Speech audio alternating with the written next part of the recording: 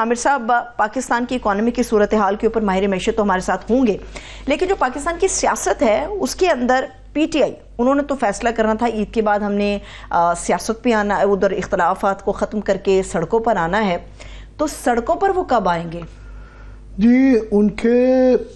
سڑکوں پہ آنے کا ڈائریکٹلی جو اس وقت ہے، اس وقت انٹرنیشنل سچویشن سمجھ لیں جس کے اندر خطے کی اور دنیا میں کیا ہو رہا ہے اور اس کو پاکستان میں اس کو جو ہو رہا ہے اس کے تناظر میں دیکھیں۔ مجھے معاف کیجئے گا، میرا گلا تھوڑا سا خراب ہے۔ اس وقت جو ہے،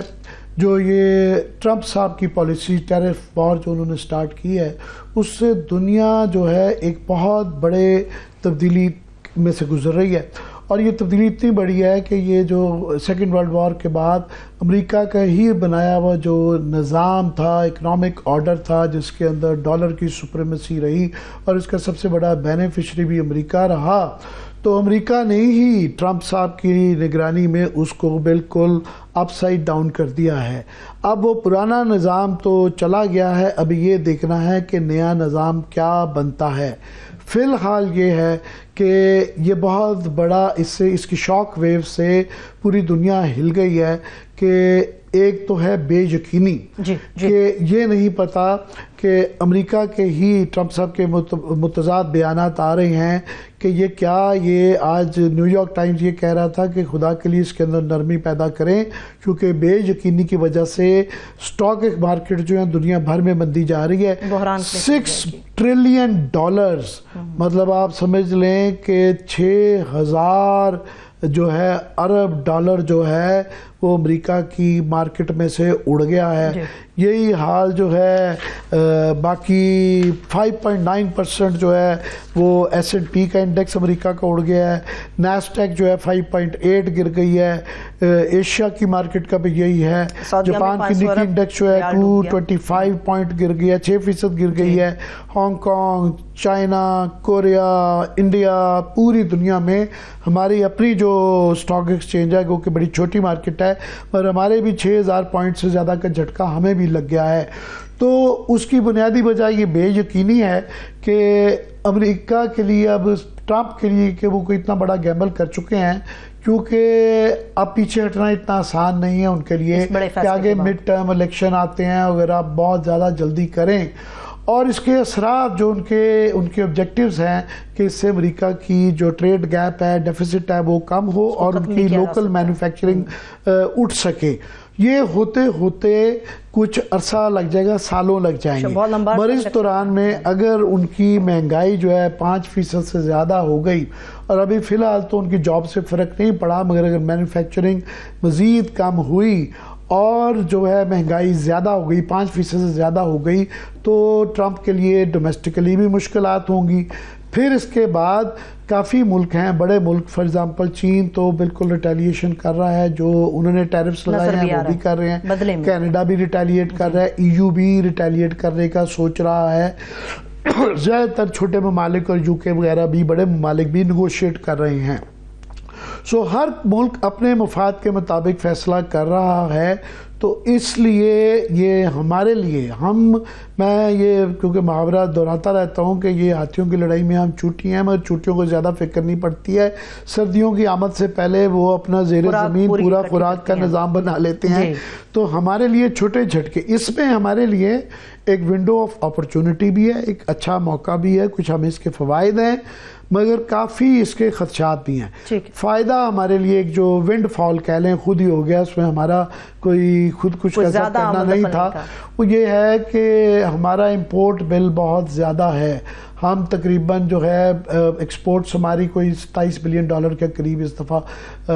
ہو چکی ہیں، تو یہ $20 بلین زیادہ اس کی ہماری $45 بلین کے امپورٹس ہیں،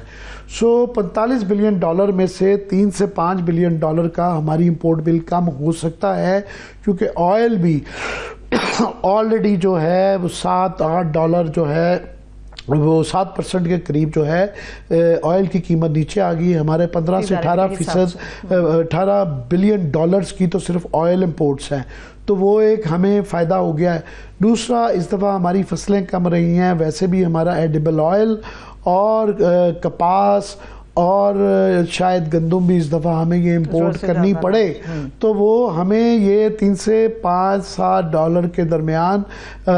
فرق پڑ سکتا ہے، فائدہ ہو جائے جا رہا ہے، پہلے رینیگوشیٹ کر لے گا، اچھی بات ہے۔ ہمارا ایک اچھا کیس بنتا ہے کہ ہماری جو ویٹڈ ٹیرف ہے وہ جو کیلکولیٹ کیا گیا ہے ایک بے تکے فارمولے کے ذریعے 58% ٹیرفز نہیں ہیں، وہ ہماری جو ویٹڈ ٹیرف ہے ایک دوسرا اصلی پیمانہ جو ہے وہ صرف 7% ٹیرف ہم جو ہے امریکہ پہ لگاتے ہیں، امریکہ ہمارے اوپر 9% لگاتا ہے، تو ہمارے پاس ہے لیوریج ہمارا اتنا بھارت جتنا نہیں ہے، مگر صرف امید یہ کی جاتی ہے کہ ہماری جو ٹیم جائے تیاری کر کے جائے، یہ صرف جلدی جانے میں نہیں، تیاری ہونا بڑی ضروری ہے۔ اور ابھی تک ہمیں کن باتوں پہ وہ بات کریں گے امریکہ سے اس کے ابھی کوئی واضح ثبوت نہیں دیے، مگر یہ کلیئر ہے کہ ہمیں کچھ چیزیں ڈومیسٹکلی کرنی چاہیے۔ ایک تو یہ ہے ہمارے لیے کہ ٹیرف وار کے نتیجے میں پوری دنیا میں لوگ اپنی کنزیومر مارکیٹس جو ہے نا وہ نئی منڈیاں تلاش کر رہے ہیں کہ جب امریکہ میں اگر بہت زیادہ ٹیکسز ٹیرفز آ جائیں گے تو اگر امریکہ نہیں بھیجنا تو کہاں بھیجنا ہے، کہاں سے لینا ہے اور کہاں دینا ہے۔ سو کینیڈا فار ایگزامپل اگر امریکہ کو نہیں دے گا تو وہ کن کو دے گا، وہ ڈمپنگ بھی ہوگی، اس لیے زیادہ بھی یہ بھی خیال کرنا ہے کہ وقت سے پہلے بہت زیادہ کسی کا مال نہ خرید لیا جائے۔ پھر مگر یہ ڈائیورسیفائی بھی کیا جا سکتا ہے کہ آپ ہم جو 3-4 ملکوں تک ہی محدود ہو کے رہ گئے ہوئے ہیں، ہمارا زیادہ تر جو ڈیپینڈنس ہے، جو میجر ہمارے امپورٹر ایکسپورٹر ہیں بڑے فکسڈ ہیں، تو یہ موقع ہے ہم ڈائیورسیفائی کریں، اس کے لیے مگر بڑا سوچ بچار چاہیے، عقل چاہیے، جس کی ایک کمی لگتی ہے۔ دوسرا سب سے زیادہ جو اس کے لیے چاہیے اپنا ہاؤس ان آرڈر اور سیاسی استحکام چاہیے۔ اب آ جاتا ہوں آپ کے اصلی سوال پہ کہ پی ٹی آئی جو ہے اس وقت جو بھی ابھی اس پہ بھی آتے ہیں، مگر پی ٹی آئی کا اس وقت یہ کہنا کہ وہ سڑکوں پہ جا رہے ہیں، ان کی طرف سے یہی پیغام آ رہا ہے کہ جناب کیونکہ عمران خان سے میٹنگ نہیں کی جا رہی، کیونکہ ان کی شنوائی نہیں ہو رہی تو وہ سڑکوں پہ ہی جائیں گے، تو ان کو چوائس بھی نہیں دی گئی ہے۔ مگر یہ اس وقت جو خطے کے حالات ہیں کہ ایران کے ساتھ جنگ کی دھمکیاں امریکہ اور اسرائیل دے رہے ہیں، پھر افغانستان کے ساتھ ہمارے تعلقات بھی کوئی بہتر نہیں ہے، اور انڈیا ہمارا دشمن تو ہے ہی، خطے کے حالات اور عالمی حالات دیکھتے ہوئے ہمیں اس وقت استحکام چاہیے کہ ہمیں یہاں پہ لوگوں کو اپنا گھر درست کرنا چاہیے، ریفارم چاہیے، ریفارم کے لیے انٹرنل سٹرینگتھ بہت زیادہ چاہیے۔ صحیح ہے، ٹھیک ہے۔ اب مجھے یہ بتائیے عامر صاحب کہ تحریکیں تو تب کامیاب ہوا کرتی ہیں کہ جب پیغام رسانی کچھ درست ہو، مقبولیت ہو یا دیگر معاملات درست ہوں، مگر پارٹی کے اندر ہی اگر پارٹیشن ہو جائے، ایک دوسرے کے خلاف صف آرا ہو جائے، ایک دوسرے کے خلاف اختلافات کی خبریں بھی چوک چوراہے کے اندر آ جائیں، تو پھر ایسے معاملات کے بعد نہ تو عوامی مقبولیت رہتی ہے، نہ پھر تحریکیں کامیاب ہوتی، تو کیسے کرے گی پی ٹی آئی پھر؟ جی پی ٹی آئی کا ایک تو یہ ہمیشہ سے یہ ایک مسئلہ رہا ہے کہ ان کی اندر کی لڑائیاں ہی ختم نہیں ہوتی۔ پہلے عمران خان موجود تھے جو کہ اس کو ڈیل کر لیتے تھے ڈے ٹو ڈے، تو کسی کو چپ کرا دیا، کسی کو بٹھا دیا، کسی کو باہر نکال دیا۔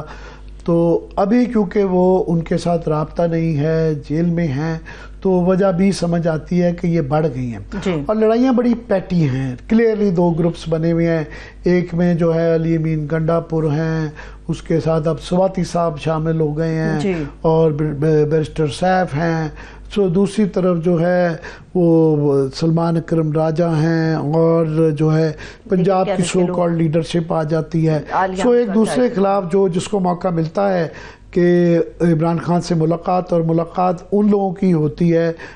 جن کو آشیرواد حاصل ہے اسلام آباد کی یا پنڈی کی، تو ان کی ملاقات ہو جاتی ہے، وہ پھر باہر آ کے بتاتے ہیں صحیح یا غلط کہ خان صاحب نے یہ بتایا، تو زیادہ جو مستند اطلاعیں ہیں وہ ظاہر ہے ان کی فیملی سے کی ہے، فیملی کی ملاقات ہوتی نہیں ہے، تو اس لیے یہ کنفیوژن رہتا ہے اور یہ رہے گا۔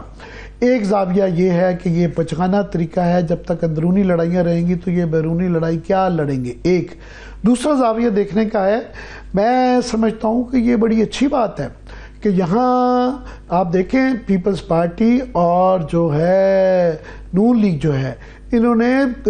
پیپلز پارٹی کی صورت میں تو آپ سمجھ لیں کہ تقریباً کوئی اب کیا 60 سال ہو گئے ہیں، 30 اور 55 سال کہ اس 55 سال میں جا کے ان کے ہاں یہ اسٹیبلش ہوا ہے، اور آصف زرداری صاحب کو بھی 2008 سے لے لیں تو وہ 17 سال ہو گئے. تو اچھی بات ہے ان کی یہ ایک وہاں ٹوٹلی فرعونیت ہو گئی ہے. نواز شریف شہباز شریف نے جو کہہ دیا نیچے کوئی بول ہی نہیں سکتا، وہ آصف زرداری نے کہہ دیا جو بالکل بول ہی نہیں سکتا.